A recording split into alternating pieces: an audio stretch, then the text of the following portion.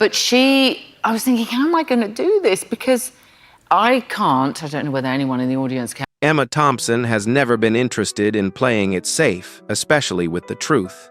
Known to the world as one of the sharpest minds in Hollywood, she built her reputation on intelligence, wit, and emotional honesty. But behind the awards and prestige, Emma has always been refreshingly blunt about desire. And when she once spoke about the artists she found irresistible, the confession caught many off guard. This wasn't a scandal. It wasn't gossip. It was something far more dangerous: candor. In interviews laced with humor and brutal self-awareness, Emma admitted there were certain people whose presence alone could undo her composure. Not because of fame, not because of looks alone, but because of intellect, charisma, and an energy she couldn't ignore. These weren't fleeting crushes. They were names she remembered, moments she didn't forget. And once you hear who made that list and why, you begin to understand Emma Thompson in a way few ever have. Number 1. Hugh Laurie. Desire. Born from intelligence. Emma Thompson has always said that intelligence is the most dangerous form of attraction, and no one embodied that danger more completely than Hugh Laurie. Their connection began long before fame, back in their Cambridge Footlights days, when both were young, sharp, and effortlessly brilliant. Hugh wasn't just funny, he was devastatingly clever. The kind of man who could dismantle an argument with a raised eyebrow and rebuild it with a single line of dry wit. Emma once joked that being around Hugh felt like standing too close to a live wire. There was humor, yes, but also tension, the kind that never needs to be spoken aloud. She admitted that had timing been different, had life taken even one small turn another way, the story between them might have crossed a line neither pretended not to see. What made Hugh irresistible wasn't his looks or later fame, it was his mind.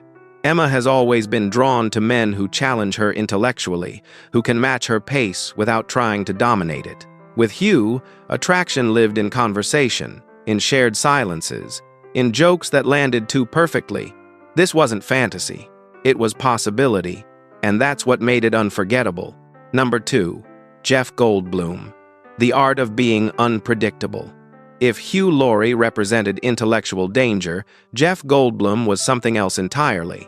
Emma once described Jeff as a man who doesn't walk into a room, he arrives. His appeal wasn't traditional masculinity. It was unpredictability, a voice that lingered, a smile that suggested he knew something you didn't and enjoyed that you didn't. Goldblum's charm operates on a different frequency, slightly awkward, slightly theatrical, completely intentional. Emma admitted she found his manner disarming in a way that bypassed logic. He didn't seduce by force. He invited curiosity and then let it do the rest. In interviews, Emma hinted that Jeff's appeal was deeply physical, but never crude. It was about presence, about the way he listened, leaned in, and made moments feel unscripted. With Jeff, nothing felt rehearsed, and that spontaneity fascinated her. She once joked that spending too much time around him felt emotionally unsafe in the best way, because Jeff Goldblum didn't follow rules. He rewrote them.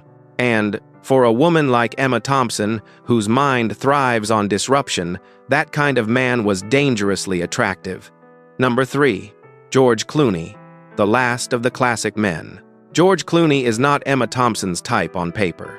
And yet, he may be the most inevitable name on her list.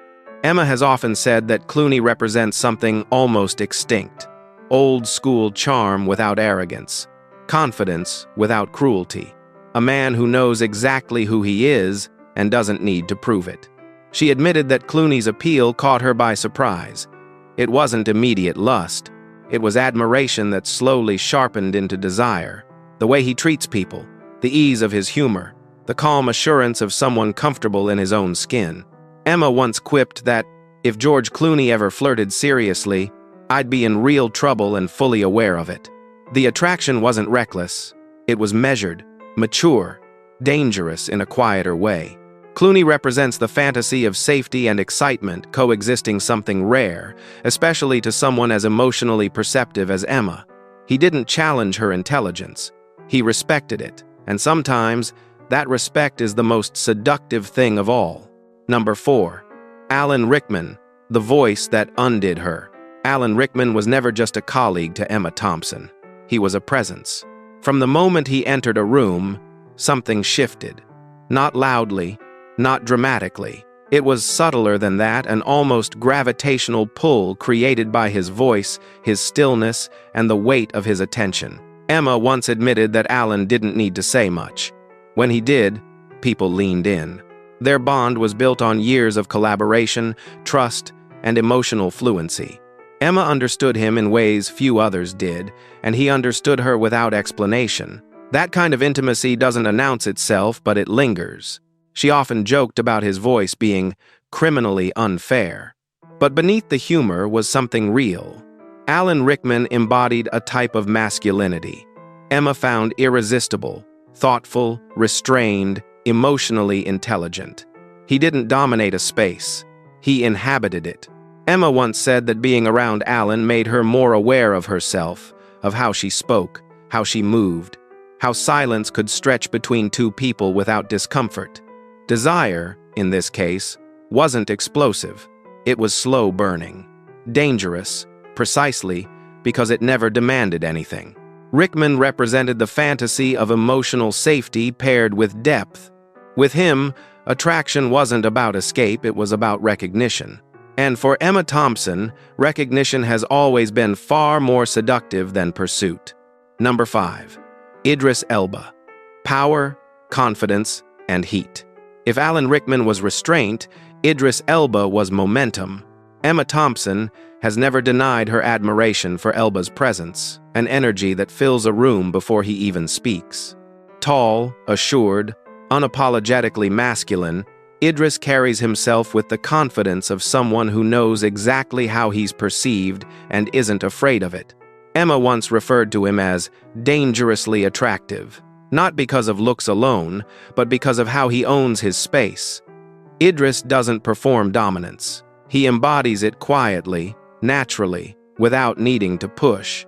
What intrigued Emma most was the contrast. Idris combines physical power with emotional openness. He listens, he engages, he laughs easily. That balance, strength without threat, made him irresistible to someone who has spent her life navigating male egos. Emma joked that standing next to Idris felt like standing too close to a controlled fire. Warm, magnetic, and impossible to ignore. The attraction wasn't subtle, and it wasn't intellectualized. It was visceral, and she never pretended otherwise. In a list dominated by wit and nuance, Idris Elba stands out as pure presence, a reminder that desire doesn't always need explanation. Sometimes it simply arrives and dares you to look away. Number 6. Meryl Streep, the ultimate temptation. The final name on Emma Thompson's list surprises everyone, and yet, once you hear it, it makes perfect sense. Meryl Streep. Emma has long joked that if attraction were honest, Meryl would top many lists, hers included. But beneath the humor lies deep admiration. Meryl represents mastery, emotional range, intelligence so vast it borders on intimidating. Emma once said that working alongside Meryl felt like being permanently awake. Every scene demanded more. Every exchange sharpened her instincts. That kind of stimulation, Emma admitted, was intoxicating.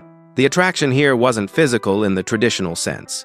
It was reverential, consensual, playfully transgressive. Emma joked that spending a night talking with Meryl would be more thrilling than most affairs. And that says everything. By placing Meryl Streep at the top, Emma wasn't making a statement about sexuality. She was making a statement about desire itself, that it's rooted in admiration, respect, and shared brilliance.